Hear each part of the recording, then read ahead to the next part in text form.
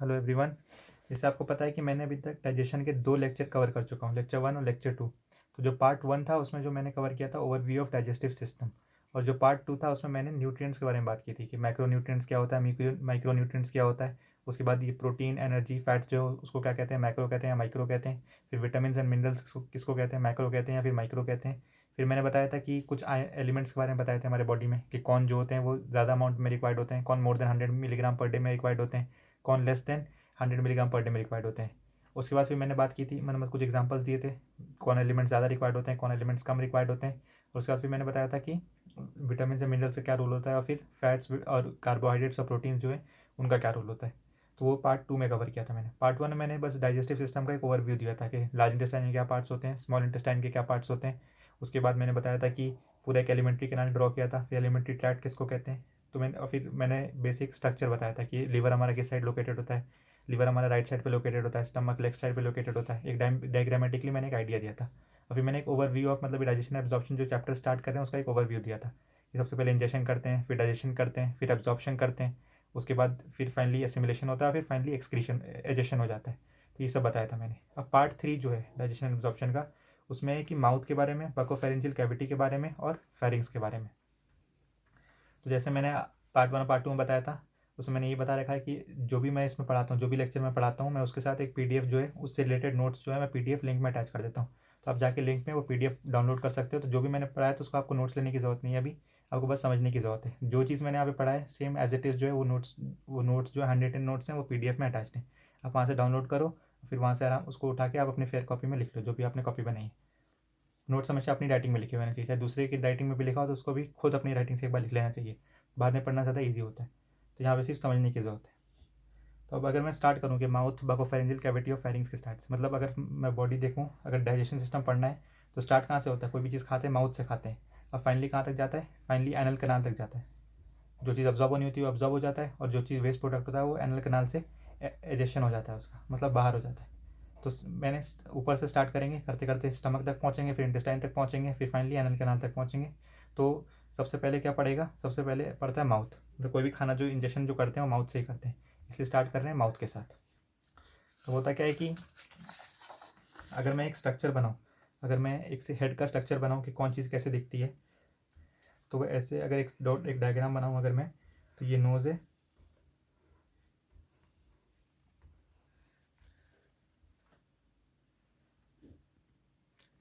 तो अगर मैं ये नोज़ है, उसके बाद यहाँ पे माउथ आता है। अब होता क्या है कि यहाँ पे जैसे ये जो होता है इसको कहते हैं nasal chamber, nasal chamber, nasal chamber. तो ये नोज़ है, यहाँ से जब हम कोई चीज़ इनहेल करते हैं तो एयर जो होता है वो नेज़ल चेम्बर में जाता है। तो ये तो होता है नेज़ल चेम्बर। अब उसके बाद होता क्या है कि ये माउथ है, यहाँ से ये एंट्री है माउथ का। तो ये माउथ है, तो माउथ का अगर रूफ देखेंगे, अपने टंग से अगर टच करेंगे माउथ के टॉप पे, तो क्या एक हार्ड सा दिखेगा, तो इसको कहते हैं हार्ड पैलेट। इसको क्या कहते हैं, इसको कहते हैं हार्ड पैलेट। हार्ड, अपने टंग से अगर टच करेंगे अगर टॉप पे, अगर मतलब माउथ के आगे अगर टंग से टच टच करेंगे टॉप पे, तो हार्ड सा स्ट्रक्चर दिखेगा, बोनी सा। तो होता है हार्ड पैलेट, हार्ड सा फील होगा, वो होता है हार्ड पैलेट। और ये अपने टंग से पीछे का एरिया टच करेंगे अपने माउथ के टॉप का, माउथ के रूफ का अगर हम पीछे का एरिया टच करेंगे अपने टंग से, तो थोड़ा सॉफ्ट सा दिखेगा। या फिर अपने फिंगर से टच करें तो सॉफ्ट सा दिखेगा, इसे कहते हैं सॉफ्ट पैलेट। और फाइनली अगर किसी आप कोई अपना माउथ अगर मिरर में देखे, माउथ मिरर में मुंह खोल के अगर मिरर में देखे अगर अपना, तो उसको ऐसे दिखता है, एक ऐसे हैंगिंग सा स्ट्रक्चर दिखता है, ऐसे एक हैंगिंग सा स्ट्रक्चर दिखता है। इसको कहते हैं उव्यूला। तो ये जो हैंगिंग सा स्ट्रक्चर है ये है यूव्यूला। ये क्या है, यूव्यूला। अब है कि इस यूव्यूला का फंक्शन क्या है। तो फंक्शन ये होता है कि जब भी जैसे माउथ से कुछ खा रहे हैं, पहले मैं स्ट्रक्चर्स नेम कर देता हूँ, फिर मैं यूव्यूला का फंक्शन बताऊँगा। यूव्यूला जब मुंह जब खोलते हैं अपना, तो एक ऐसे लटकता हुआ स्ट्रक्चर मिलता है, ऐसे हैंगिंग सा स्ट्रक्चर मिलता है, इसी को यूव्यूला कहते हैं। वो अपना माउथ खोले और अगर मिरर में देखेगा तो ऐसे यहाँ पे एक होल इधर दिखेगा, एक होल इधर दिखेगा, और यहाँ पे ऐसे यूव्यूला दिखेगा, तो इसी को यूव्यूला कहते हैं। तो आगे अगर टंग से टच करेंगे अपने माउथ के रूफ को तो हार्ड होगा, तो उसको कहते हैं हार्ड पैलेट। अगर पीछे टंग के टिप से टच करके देख सकते हैं, अगर टंग के टिप से पीछे टच करेंगे तो सॉफ्ट सा होगा, उसे कहते हैं सॉफ्ट पैलेट। उसका सॉफ्ट पैलेट के एंडिंग से एक प्रोजेक्शन होता है, एक चीज़ हैंग कर रही होती है, उसे कहते हैं यूविला। उसके बाद देखेंगे यहाँ पे फिर होता है टंग, ये है, ये टंग है, ये टंग है, ठीक है, ये माउथ का ओपनिंग है, टंग के ऊपर ही रखते हैं खाना जो होता है। और टंग से अगर टॉप पे टच करेंगे तो हार्ड दिखेगा क्योंकि ये हार्ड पैलेट है, और पीछे अगर टच करेंगे टंग से तो सॉफ्ट पैलेट है। उसका सॉफ्ट पैलेट से हैंगिंग क्या है, उविला। उसके बाद होता क्या है कि जैसे नीचे जब खाना जाता है तो क्या होता है, एक एक दो स्ट्रक्चर आता है, एक आता है ट्रैकिया। तो हमेशा एंटीरियर जो होता है, मतलब आगे जो लोकेटेड होता है वो ट्रैकिया लोकेटेड होता है, ट्रैकिया। और ट्रैकिया के पीछे जो होता है ये होता है ईसोफेगस। तो जो खाना खाते हैं किस में जाएगा, ट्रैकिया में। मतलब खाने का पाथवे ट्रेस करेंगे तो ये पहले ये बताना चाहिए कि आगे ट्रैकिया होता है और ये होता है ईसोफेगस पीछे, ये ईसोफेगस है, ये जो है ये ईसोफेगस है। तो ट्रैकिया के पीछे होता है ईसोफेगस, तो ये होता है ट्रैकिया और ये होता है ईसोफेगस। अब होता है ये कि जो ट्रैकिया का जो कवरिंग है, जब खाना खा रहे होते हैं तो ट्रैकिया किसके लिए होता है, ट्रैकिया बेसिकली रेस्पिरेशन के लिए होता है। तो ऐसा तो बिल्कुल अच्छा नहीं होगा कि खाना जो है इस रेस्पिरेटरी पाथवे में चले जाए, ये तो ब्लॉक कर देगा, चोक कर देगा। तो इसीलिए जब भी कोई कुछ swallow कर रहे होते हैं तो ये अपना ये जो कवरिंग होता है इसको कहते हैं एपिग्लोटिस, इसको कहते हैं एपिग्लोटिस। तो ये जो कवरिंग होता है जैसे ही कुछ खाना खाते हैं ये अपने आप बंद हो जाता है, ये क्या होता है, बंद हो जाता है, ताकि खाना जो फूड पार्टिकल है वो इसमें ना चले जाए गलती से भी रेस्पिरेटरी ट्रैक्ट में। कभी कभी क्या होता है, खाते खाते लोग जब बात कर रहे होते हैं ज़्यादा, और खाते में ज़्यादा बात कर रहे होते हैं तो कभी कभी खाना इसमें चले जाता है, तो खांसी होने लगती है, कफिंग स्टार्ट हो जाती है, क्योंकि गलती से खाना जो है इसमें चले जाता है। तो कफिंग क्यों होती है, ताकि खाना इजेक्ट होकर बाहर बाहर निकल सके। क्योंकि और अगर खाना नहीं निकल पाया तो डेथ भी हो सकती है अगर आदमी का खाना, क्योंकि अगर ऑब्स्ट्रक्ट कर दिया इसने रेस्पिरेटरी पाथवे को, अगर कहीं गलती से खाना इसमें फंस गया और वो खाना नहीं निकल पा रहा है तो आदमी की डेथ भी हो सकती है ऑब्स्ट्रक्शन की वजह से। तो ये ट्रैकिया, ये ईसोफेगस और इसका कवरिंग जो है एपिग्लोटिस। तो जब भी कुछ swallow करते हैं तो एपिग्लोटिस बंद हो जाता है, ताकि खाना जो है वो रेस्पिरेटरी पाथवे में ना घुस जाए, वो ईसोफेगस में ही जाए। कभी कभी बात करते करते क्या होता है, कभी कभी खाना घुस जाता है, ये प्रॉपर बंद नहीं हो पाता है एपिग्लोटिस, तो खाना अंदर घुस जाता है, तो और फिर से चोकिंग हो सकती है। तो ये और ये होता है नेज़ल चेम्बर, जब भी कोई एयर लेते हैं तो वो इसमें जाता है, किस में जाता है, नेज़ल चेम्बर में जाता है। अब होता ये कि ये जो रीजन है इसमें जो ये जो रीजन है इसको कहते हैं फेरिंग्स, ये जो रीजन है इसको कहते हैं फेरिंग्स, इस पूरे रीजन को कहते हैं फेरिंग्स। जो पिंक से मैंने किया है इसको कहते हैं फेरिंग्स। क्या कहते हैं इसको कहते हैं फेरिंग्स। और फेरिंग्स कहते हैं कि फेरिंग्स जो होता है वो एक कॉमन पाथवे होता है फूड और एयर के लिए। कोई एयर ले रहा है तो एयर कैसे जाएगा, एयर का पाथवे अगर मैं बनाऊँ, ब्लू से बना रहा हूँ एयर, तो यहाँ से नोज से एयर लेगा, ये ऐसे गया एयर, ऐसे जाएगा, ऐसे जाएगा, एयर ऐसे जाएगा, ऐसे जाएगा, ऐसे जाएगा, ऐसे जाएगा, ऐसे जाएगा और ऐसे चला जाएगा। कुछ एयर स्टमक में भी जाता है, इसोफेगस में भी जाता है, लेकिन मेनली एयर जो है इसमें ट्रैकिया में जाता है। अगर कोई फूड लेगा तो क्या फूड कैसे जाएगा, फूड मैं ट्रेस करूँगा इस पर्पल कलर से। फूड जो है ये फूड है, कैसे जाएगा, टंग के ऊपर रखते हैं, ऐसे जाएगा, ऐसे जाएगा, ऐसे। अब जैसे यहाँ पे पहुँचता है फूड, होता है क्या कि अब फूड जो है हो सकता है कि यहाँ ऐसे ऊपर चले जाए फूड, फूड ऊपर आके फिर नोज से बाहर गिर जाएगा फूड। तो क्या होता है, जैसे ही हम फूड जब जब swallow कर रहे होते हैं, मतलब पीछे ले जा रहे हैं फूड को, तो यूविला जो अभी जो ऐसे था वो यूविला ऐसे हो जाता है, ऐसे यूविला ऐसे हो जाता है। यूविला जो है जो अभी लटका हुआ था, यूविला अभी ऐसे लटका हुआ था, वो ऐसे ये उठ के ऐसे फ्लैप बंद हो जाता है, ताकि खाना जो ऊपर एंटर ना कर सके, नेजल चेम्बर में एंटर ना कर सके, खाना जो है नेसल चेम्बर में एंटर ना कर सके। तो ये ओविला का फंक्शन होता है, क्योंकि खाने को नेसल चेम्बर में एंटर नहीं करना था, खाना नीचे ही जाना चाहिए, खाना इधर उधर नहीं जाना चाहिए। तो जैसे ओविला भी लटका हुआ है, कुछ नहीं खा रहे, तो हमारे ओविला भी हैंगिंग है, लेकिन जैसे ही हम लोग फूड जब swallow करेंगे तो ये ओविला जो अभी यहाँ पे था, ये दो ओविला नहीं बनाया मैंने, एक ही बनाया। जब जब जब कुछ भी नहीं कर रहे होते ओविला, ये येलो कर देता हूँ। जब swallow नहीं कर रहे होते, जब कोई चीज़ swallow नहीं कर रहे होते तो ओविला का पोजीशन ये होता है, और जब कोई चीज़ swallow कर रहे होते हैं तो ओविला का पोजीशन ये होता है। जब जब कोई चीज़ swallow नहीं कर रहे होते तो यूविला का पोजीशन क्या है, ये येलो वाला। और जब कुछ swallow कर रहे होते हैं तो यूविला का पोजीशन ये होता है, ये बंद कर देता है। इसको बंद कर देता है, इसको कहते हैं इंटरनल नेरीज, इसको कहते हैं इंटरनल नेरीज। तो क्या करता है, ये इंटरनल नेरीज को बंद कर देता है, ताकि खाना जो है नेजल चेम्बर में ना जा सके। तो अब खाना यहाँ तो जा नहीं सकता, तो फिर नीचे उतरता है खाना, फेरिंग्स में आता है, फेरिंग्स में उसके बाद कहाँ जाता है, ईसोफेगस में चले जाता है। और जैसे ही खाना यहाँ पे पहुँचता है तो ये एपिग्लोटिस भी बंद हो जाता है, एपिग्लोटिस भी क्या हो जाता है, ऐसे बंद हो जाता है। ये पिंक पर्पल मतलब ऐसे हो जाता है, बंद हो जाता है, ताकि ये फूड जो है ट्रेकिया में ना चले जाए। येलो मतलब येलो मतलब है जब कोई चीज़ swallow नहीं कर रहे हैं, तो जब कोई चीज़ swallow नहीं कर रहे हो तो यूविला ऐसे होता है और एपिग्लोटिस ऐसे होता है। एपिग्लोटिस खुला हुआ है ताकि सांस अंदर ले सके। लेकिन जब swallow कर रहे होते हैं तो क्या होता है, ये पर्पल मतलब जब swallow करें तब क्या हो रहा है, तो swallow कर रहे होते हैं तो क्या होता है, यूविला ऐसे हो जाता है, इंटरनल एरिया को क्लोज कर देता है और एपिग्लोटिस डाउन डाउन हो जाता है ऐसे। तो पर्पल मतलब जब swallow कर रहे होते हैं तो यूविला ऐसे हो जाता है और एपिग्लोटिस ऐसे हो जाता है। येलो मतलब जब कुछ swallow नहीं कर रहे हैं तो यूविला ऐसे हो जाता है और एपिग्लोटिस वापस से खुल जाता है। अभी खाना फाइनली ईसोफेगस में चले जाता है। अब एक चीज़ दिख रही है यहाँ पे कि फेरिंग्स में एयर भी फेरिंग्स में होता है और फूड भी फेरिंग्स के थ्रू जाता है। तो फेरिंग्स एक कॉमन पाथवे एयर और फूड के लिए, फेरिंग्स जो है एक कॉमन पाथवे एयर और फूड के लिए भी, फूड को भी फेरिंग्स के थ्रू ही गुजरता है और एयर भी जो लेते हैं वो फेरिंग्स के थ्रू ही गुजरता है। तो एक बेसिक ओवरव्यू था मतलब माउथ के बारे में। तो यहाँ पे हार्ड पैलेट होता है, सॉफ्ट पैलेट होता है, ये नेजल चेम्बर होता है, ये टंग होता है, फिर यूविला क्या काम करता है बता दिया मैंने, एपिग्लोटिस क्या काम करता है बता दिया, ट्रैकिया हमेशा आगे होता है, ट्रैकिया आगे होता है, ईसोफेगस पीछे होता है। बाकी मैंने फेरिंग्स के बारे में बता दिया। अब एक और चीज़ होती है, एक लैरिंग्स होता है। लैरिंग्स कहाँ पे होता है? लैरिंग्स इसी में लोकेटेड होता है, ट्रैकिया के ऊपर वाले पोर्शन को लैरिंग्स कहते हैं। ये पोर्शन लैरिंग्स होता है, बेसिकली ये पोर्शन होता है लैरिंग्स। इसमें वोकल कॉर्ड्स होते हैं जिसकी वजह से हम बोल पाते हैं, तो ये वोकल कॉर्ड्स होते हैं, उसके नीचे ट्रैकिया स्टार्ट हो जाता है। ये क्या है? ये पिंक वाला क्या है? ये है लैरिंग्स, ये है लैरिंग्स। तो ये लैरिंग्स होता है, लैरिंग्स के नीचे स्टार्ट हो जाता है ट्रैकिया। तो ये लैरिंग्स होता है, उसके नीचे ट्रैकिया स्टार्ट हो जाता है। तो ये था एक ओवरव्यू, मतलब एक डायग्राम था।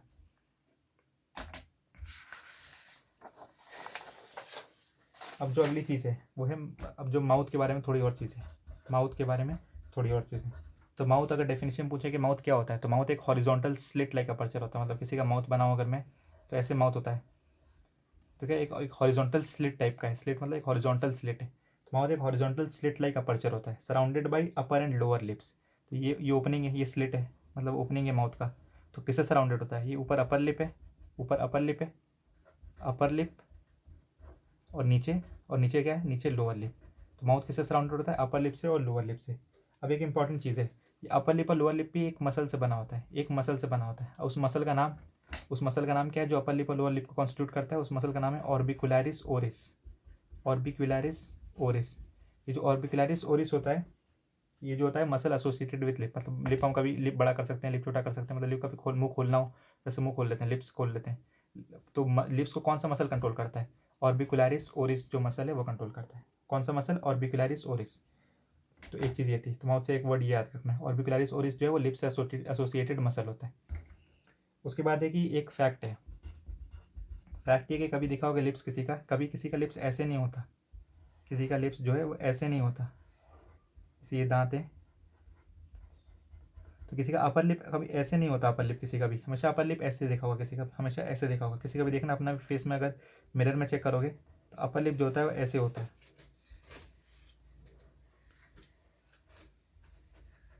अपर लिप, ये तो अपर लिप हमेशा एक यहाँ पे एक डिप्रेशन होता है सेंटर में। किसी का भी लिप देखो या फिर अपना चेक करो मिरर में, हमेशा एक डिप्रेशन होता है, ऐसे नहीं होता। ये डिप्रेशन, इस डिप्रेशन का नाम होता है, इस डिप्रेशन का नाम क्या होता है? इस डिप्रेशन का नाम होता है फिल्ट्रम। इसको क्या कहते हैं? इसको कहते हैं फिल्ट्रम।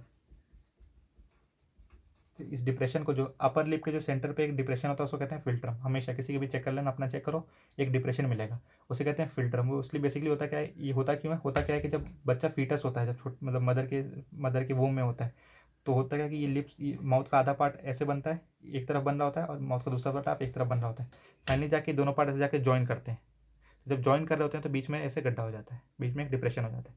तो ये पार्ट अलग बन रहा होता है, ये पार्ट अलग बन रहा होता है, फिर जाके वो ज्वाइन हो जाते हैं, तो एक डिप्रेशन हो जाता है। उस डिप्रेशन को कहते हैं फिल्ट्रम। तो हमेशा तो ये एक बस एक फैक्ट था। तो माउथ के बारे में हो गया। अब अगला जो पार्ट है वो है बकोफेरिंजियल कैविटी। जो अगला पार्ट है इसमें वो है बकोफेरिंजियल कैविटी। वो क्या है? वो है बकोफेरिंजियल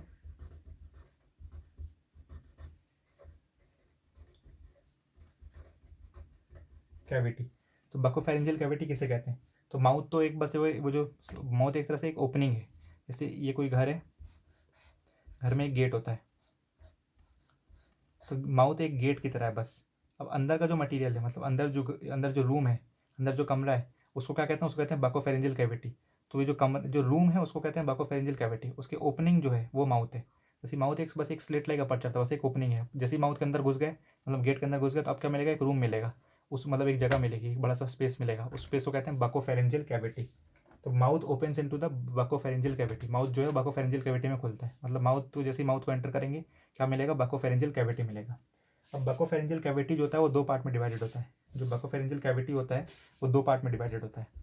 बकोफेरिंजियल कैविटी, अब ये कौन से दो पार्ट में डिवाइड होता है? ये दो, एक पार्ट जो उसका होता है बकोफेरिंजियल कैविटी का, वो होता है बकल वेस्टिब्यूल, बकल वेस्टिब्यूल। और एक होता है main oral cavity, main oral cavity. अभी बकल वेस्टिब्यूल किसको कहते हैं? तो बकल वेस्टिब्यूल होता है ये कि जो लिप्स होते हैं, जब भी कोई देखेंगे, तो ये जो बकल वेस्टिब्यूल होता है, ये किसके बीच का स्पेस होता है? ये स्पेस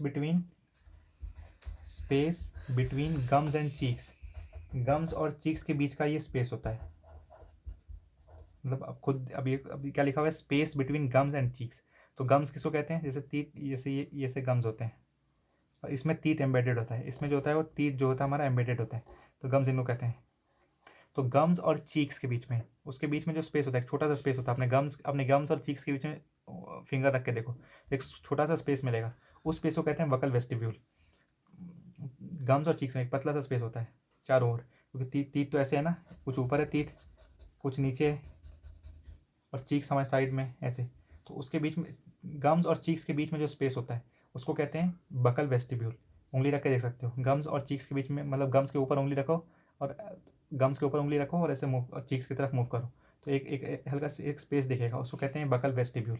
इसका फंक्शन क्या होता है, इसका फंक्शन ज़्यादा कुछ नहीं होता, इसका फंक्शन ये होता है कि स्टोर्स फूड टेम्पोरेरीली, मतलब कुछ सेकंड्स के लिए फूड, मतलब फूड जो डालते हैं मुंह में तो कुछ फूड वहीं पे थोड़ी देर स्टोर हो जाता है। स्टोर्स फूड टेम्पोरेरीली, मतलब सब एक साथ ज़्यादा खाना डाल लिया, थोड़ा सा खाना वहाँ पे फिट हो जाएगा, फिर जब थोड़ा सा सॉलो कर लेंगे फिर वो खाना वहाँ से निकल के फिर उसको च्यू करना स्टार्ट कर देंगे। स्टोर्स फूड टेम्पोरेरीली, इसका फंक्शन यही होता है। अभी होता है मेन ओरल कैविटी, जो मेन जो माउथ जो होता है, मेन जो कैविटी है, मतलब मेन जो हॉलो स्पेस जो है मेन माउथ में, वो होता है मेन ओरल कैविटी। ये जो होता है ये सराउंडेड किससे होता है, ये सराउंडेड होता है, surrounded by upper and lower jaw, surrounded by upper and lower jaw. तो नीचे जो है लोअर जॉ है, नीचे लोअर जॉ, ऊपर अपर जॉ, इसके बीच में जो स्पेस है, ये पूरा जो स्पेस दिख रहा है, ये अपर जॉ मान लिया, ये लोअर जॉ मान लिया, ये दांत मान लिए, बीच में जो स्पेस है ये पूरा, ये है oral cavity, main oral cavity जो है, जिसमें मेन जो च्यूइंग और पूरा सब स्वॉलोइंग ये सब होता है वो यहाँ से होता है मेन ओरल कैविटी में। अब एक चीज़ याद रखें कि इसमें एपिथेलियम कौन सा होता है, तो इसमें एपिथेलियम जो होता है वो होता है स्ट्रेटिफाइड स्क्वामस एपिथेलियम। अब ये एपिथेलियम को याद करने की ट्रिक जो है मैंने एक अलग से वीडियो बना रखी है, प्लेलिस्ट में जाके चेक करो, उसमें मिलेगा कि ट्रिक्स नाम की एक प्लेलिस्ट होगी, उसमें सारे एपिथेलियम के याद करने के एग्जांपल्स मैंने अच्छे से उसमें बता रखा है कि कैसे एग्जांपल को याद करना है ट्रिक्स के साथ, तो कोई भी एपिथेलियम का एग्जांपल कभी भी गलत नहीं होगा। तो स्ट्रेटिफाइड स्क्वामस एपिथेलियम होता है, उसमें जब भी स्ट्रेटिफाइड स्क्वामस एपिथेलियम वाले कॉलम में जाओगे तो उसमें दिखेगा कि उसके एग्जांपल में बकोफेरेंजियल कैविटी भी लिखा होगा, तो स्ट्रेटिफाइड स्क्वामस एपिथेलियम होता है। तो बकोफेरेंजियल कैविटी ज़्यादा कुछ याद नहीं रखना, दो पार्ट में होता है, एक बकल वेस्टिब्यूल होता है, एक मेन ओरल कैविटी होता है। तो बकल वेस्टिब्यूल किसको कहते हैं, space between gums and cheeks. अब इतना अच्छा लिख के समझ में नहीं आएगा, इतना अच्छा प्रैक्टिकल करके आएगा। तो गम्स और चीक्स के बीच में उंगली फिंगर डालो, वो जो स्पेस जो होगा ज़्यादा बड़ा स्पेस नहीं होता, वो जो स्पेस होगा वो बकल वेस्टिब्यूल होगा। इसका फंक्शन ये होता है कि फूड को टेम्पोरेली स्टोर करता है। एक होता है main oral cavity, main oral cavity क्या होता है, मेन जो ओरल कैविटी मतलब लोअर जो अपर जो, इसके बीच का जो स्पेस है उसको कहते हैं मेन ओरल कैविटी। और ये कौन से एपिथेलियम से सराउंडेड होता है, स्ट्रेटिफाइड स्क्वामस एपिथेलियम। तो इससे अगर कोई एमसीक्यू बन सकता है तो ये वाला एमसीक्यू बन सकता है, बस कि कौन से एपिथेलियम से सराउंडेड होता है। बाकी ये सब तो बस बताने के लिए कि क्या क्या होता है। उसके बाद जो है अब जो अगला पार्ट जो है इसमें, मतलब बकोफेरेंजियल कैविटी तो बड़ा टॉपिक है, तो इसमें कि हार्ड पैलेट क्या होता है, सॉफ्ट पैलेट क्या होता है, विला क्या होता है, ये जो है मैं इसी के पार्ट 4 में बताऊंगा, इस लेक्चर 4 में बताऊंगा कि हार्ड पैलेट क्या होता है, सॉफ्ट पैलेट क्या होता है और विला क्या होता है। अगर आपको चैनल अच्छा कर लगे तो आप इसको सब्सक्राइब करो और शेयर करो।